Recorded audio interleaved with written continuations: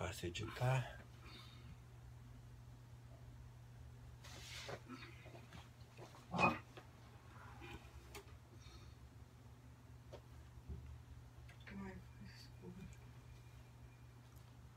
Boa noite, meus amigos. Estamos aqui para mais algumas pitadas ainda sobre a tutela provisória, porque na medida em que eu penso que nós já esgotamos o assunto, outras dúvidas surgem, de modo que me cabe trazer essas dúvidas e as soluções possíveis para esse debate. E hoje nós vamos enfocar a tutela provisória em função dos juizados especiais federais, dos juizados especiais cíveis estaduais e dos juizados especiais da Fazenda Pública no âmbito dos estados e do Distrito Federal. No que tange aos juizados especiais federais, cabe a aplicação da tutela provisória e os recursos cabíveis são o agravo de instrumento em alguns estados ou recurso de decisão em outros estados. No Rio de Janeiro, por exemplo, evitou-se utilizar o termo agravo de instrumento e utiliza-se a expressão recurso de decisão. No que tange aos juizados especiais da Fazenda Pública, nos estados e no Distrito Federal, cabe a tutela provisória porque o artigo 1059 do novo Código de Processo Civil alude expressamente ao seu cabimento, à exceção das hipóteses previstas na Lei 8437, se não me falha a memória, na Lei 8437, exatamente artigos 1º a 4 e no artigo 7, parágrafo 2º da Lei do Mandato de Segurança, a 12.016, nós já falamos disso, inclusive, anteriormente. No que tange aos juizados especiais cíveis estaduais, há enunciados a respeito de ser cabível a tutela cautelar antecipatória dos juizados especiais cíveis. Isso, em caráter incidental, nunca foi muito controvertido, não. A controvérsia se prendia ao recurso utilizado para impugnar essa decisão ou então para dar efeito ativo quando a decisão fosse denegada pelo juiz. E para essa finalidade, os juizados especiais cíveis adotaram o mandado de segurança contra ato judicial. Ou seja, importaram o remédio, que é a tutela antecipada, ainda no Código de 73, que agora vem substituída pela tutela provisória nas duas modalidades, antecipatória e cautelar, mas se recusaram a importar o antídoto, ou seja, o recurso.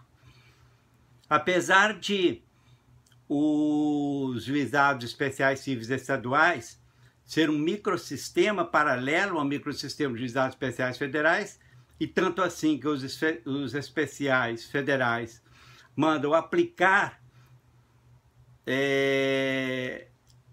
na sua maior parte, porque é compatível, os juizados especiais estaduais, ou seja, a Lei 9.099, os juizados estaduais sempre se recusaram a adotar o agravo de instrumento como decisão cabível para impugnar as decisões interlocutórias. E ainda no sistema de 73, nós tivemos um enunciado 15 também do Fórum Nacional dos Juizados Especiais estaduais sobre não ser cabível o agravo de instrumento e excesso nos casos que hoje se enquadram nos artigos 1042 e 932 do CPC de 2015. E, recentemente, surge o enunciado 163, em que dispõe expressamente que os artigos 303 a 310, porque o 311 é tutela da evidência, são incompatíveis com os juizados especiais cíveis. Isso por quê? Porque os juizados foram um sistema concebido para não ter tutela antecipada. São juizados sumários, concentrados, em que tudo se concentra na audiência. Mas, infelizmente, a realidade fala mais alto do que a previsão do legislador. E muitas vezes as pautas dos juizados especiais estão tão exacerbadas, tão cheias, que é impossível de se designar uma audiência para instrução, para defesa, né? Defesa, instrução e sentença num curto espaço de tempo. E agora nós temos um complicador a mais. É que, em relação aos juizados especiais contra a fazenda pública, estaduais e também do Distrito Federal, o Código de Processo Civil é expresso quanto ao cabimento de tutela contra a fazenda pública. Então você pode ajuizar uma demanda contra o Estado, uma demanda contra as autarquias estaduais, né? Como acontece também lá na própria Justiça nos juizados especiais federais contra a União ou as suas autarquias, mas apesar de prever que cabe a tutela provisória contra a fazenda pública, não esclarece se essa tutela seria somente incidental ou se compreenderia também a tutela antecipada em caráter antecedente. Os juizados especiais estaduais não poderão correr na contramão dos juizados especiais da Fazenda Pública estaduais, porque são mais ou menos dois microsistemas, quase que irmãos gêmeos um dos outros. Na verdade, eu sempre fui contra a adoção do mandado de segurança contra ato judicial para impugnar decisões de juizado especial. Isso porque o mandado de segurança é uma instituição majestática para defender direito líquido e certo, não amparado por habeas corpus, e acabou, na verdade, por falta de imaginação dos nossos tribunais, transformando em recurso ordinário de juizado especial estadual, o que, na verdade, é inconcebível. Porque na medida em que você impugna uma interlocutória através do mandado de segurança contra o ato judicial, o que você acaba fazendo, na verdade? Você transforma o juiz de agente de poder em um julgador, né, em autoridade coatora, e transforma aquele seu ato de julgar, que muitas vezes pode estar contaminado por um erro de julgamento, você transforma em ato eivado de má-fé e praticado com abuso de poder. E ainda mais que agora, depois da Lei 12.016, na atualidade, a parte passiva no mandado de segurança é a pessoa jurídica de direito público. Então, no caso, por exemplo, contrato judicial, é o ente que presta justiça. É a União, é o Estado, é o Distrito Federal. Então você acaba admitindo um mandado de segurança contra exatamente o órgão que presta justiça. Quer dizer, ele tem a função constitucional de prestar justiça, mas em prestando justiça, ele pode estar cometendo um ato praticado com abuso de poder ou com ilegalidade. Eu tenho clamado por essas correções ao longo da minha vida de doutrinador, mas nunca foi ouvido, continua se adotando o mandado de segurança nos juizados especiais. Eu espero que essa mentalidade mude. a partir da vigência do novo Código e que as coisas tomem um caminho mais palatável para a satisfação dos nossos direitos. E, para finalizar, queria dizer a vocês o seguinte: a questão não é controvertida só nos tribunais estaduais, não. O Supremo Tribunal Federal tem decisão tomada em repercussão geral, dispondo que não cabe em juizados especiais, ele se refere aos estaduais, embora não seja expresso a respeito, não cabe nem agravo de instrumento, nem mandado de segurança. Se quiserem anotar, é o RE, Recurso Extraordinário 576-847 da Bahia. E o STJ tem decisão, que é de 2013, portanto mais ou menos recente, no sentido de que, quando a lei não prevê recurso, cabe sim mandado de segurança contra o ato judicial, na hipótese de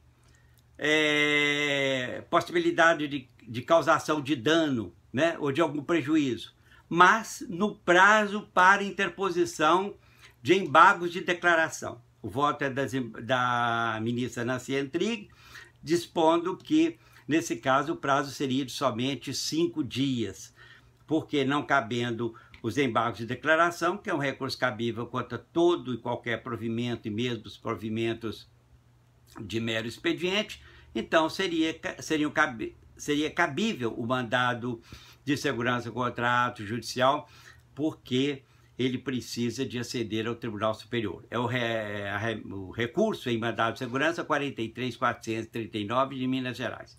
De modo que, para cada uma situação, nós temos uma jurisprudência diferente do Supremo, do STJ.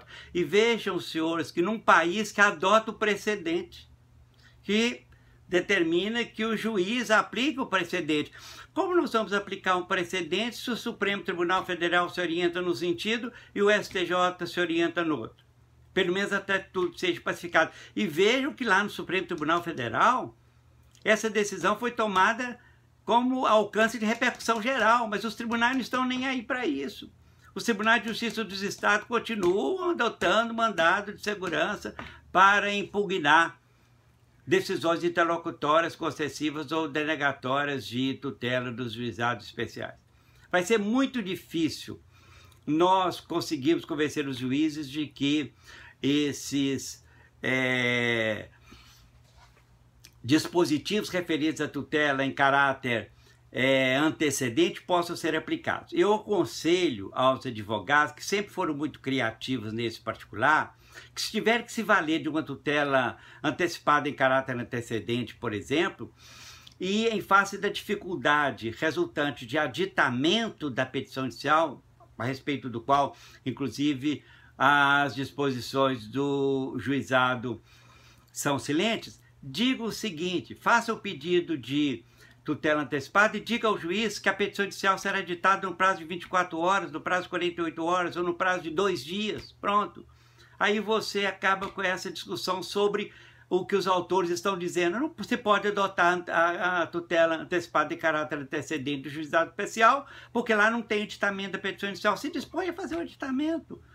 Quer dizer, faz o pedido, preencher os requisitos do artigo 303 para obter a tutela antecipada, e logo em seguida, num curto espaço de tempo, faça o editamento da petição inicial. Eu acho que com esse procedimento, né, nós podemos convencer os juízes a se alinharem mais ao novo Código de Processo Civil e ao seu espírito.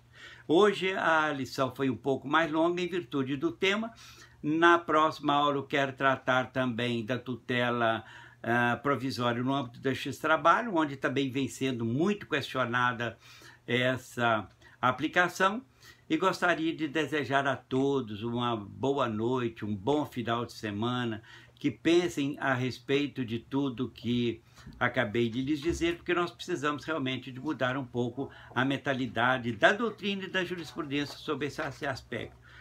Não é que eu seja o dono da verdade, mas que as posições que eu sempre adotei são posições mais razoáveis, que, a meu juízo, atendem melhor aos anseios dos nossos jurisdicionados e da própria justiça. E gostaria também de deixar registrado aqui